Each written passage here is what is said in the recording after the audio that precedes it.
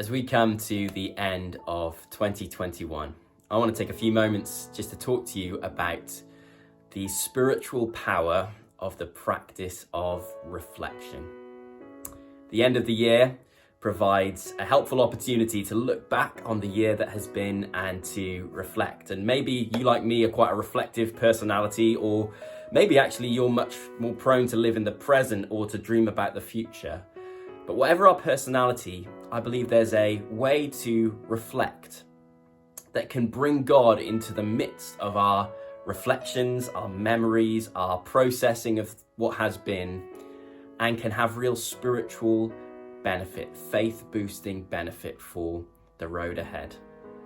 So I want to share with you about the spiritual power of the practice of reflection. And to start, I want to give you an image, and it's an image that's found in the Old Testament. Many of the people of God, the friends of God who walked with him in the Old Testament, we find, particularly in Genesis and Exodus, building altars. Altars would have been them looking around at the raw materials of stones that were around them and building a monument to God at a significant moment, at a milestone in their lives. Maybe God had kept his promises and delivered them and rescued them and brought them through a particularly hard situation. Or maybe there was a fresh sense of rededicating themselves to serving and following God. But altars became this way of gathering up the raw materials to present themselves to him. And I think that's what we should do when we reflect on what has been.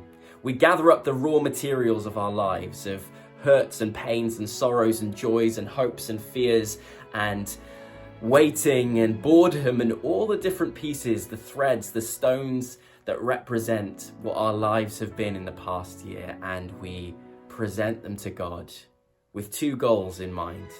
Firstly, to remember his faithfulness, to remember how kind and how good he has been. We are prone to forget as human beings, aren't we? And yet the Bible in the Psalms is constantly encouraging us to recount the wonderful deeds of the Lord. Count again. Why do we have recounts? If you think of a political election, recounts come to find a sense of assurance in what has happened. And we reflect and we remember to gain that assurance, that rock solid confidence that yes, God has been at work in my life and I remember the ways in which he has been at work. So we reflect firstly to remember, but we also reflect to rededicate ourselves to him, to gather up what he has done in our lives, and then to say, in light of this, Lord, I'm going to offer my life to you. I think this can be so powerful because I think we all can ruminate, we can kind of internally process things, and sometimes it can take us down a spiral as we think about regrets and maybe painful things that have happened. But reflecting in this way of remembering and rededicating, it brings God into the midst of our lives. We can see his hand at work in various situations that we have been through. And so my encouragement to you at this end of year moment is to carve out some time to do this reflection, to practice this exercise and to discover its spiritual power. Maybe practically what that might look like for you is getting away by yourself, finding a space in nature or in your home, getting a journal, some piece of paper, and just begin writing out the reflections of memories of what God has done and brought you through and been faithful in this year. Here are some questions you may want to ask yourself that may help you reflect on the year and gather it up as an offering to God to help you rededicate your life to him for the year ahead. Question like, how has God shown himself faithful to you in this last year? Maybe you think of answers to prayer, or maybe you think of his sustaining grace, or maybe you think of surprises that have come your way where God has been kind and faithful to you. Secondly, what have you learned about yourself this year? Part of the process of growing spiritually is becoming more mindful of our weaknesses and our flaws, but actually also of the ways in which we're growing and the ways in which God's grace is at work in us to transform us to be more like Jesus. Linked to this, a good question to ask might be, What is the major lesson you have learned about following Jesus this year? What is the major lesson God has taught you about being a disciple of Jesus this year? Maybe you also want to ask a question like, what has wounded you this year?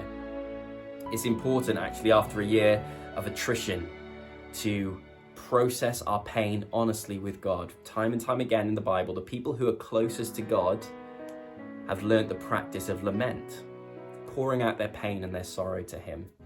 What's wounded you this year? And how might God be wanting to enter in and bring healing to those wounds? Maybe you want to think about what's been a particularly meaningful Bible verse this year and why. Who's been a particular meaningful person and why? Give thanks for those that God has brought your way in the past 12 months. There's just some ideas of some questions that you can ask, and as you're asking them and as you're thinking, you may unearth some wonderful truths about how God has been faithful that helps you remember, oh God, you've been so good, and helps you rededicate. Lord, in light of your goodness to me personally, let alone in the gospel, I want to offer myself to follow you again.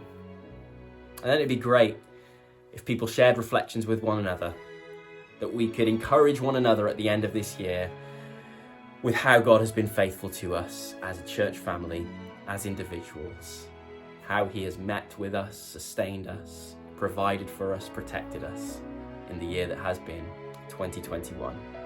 Get building some altars, gather up the raw materials, and rededicate yourself to Him at this year end.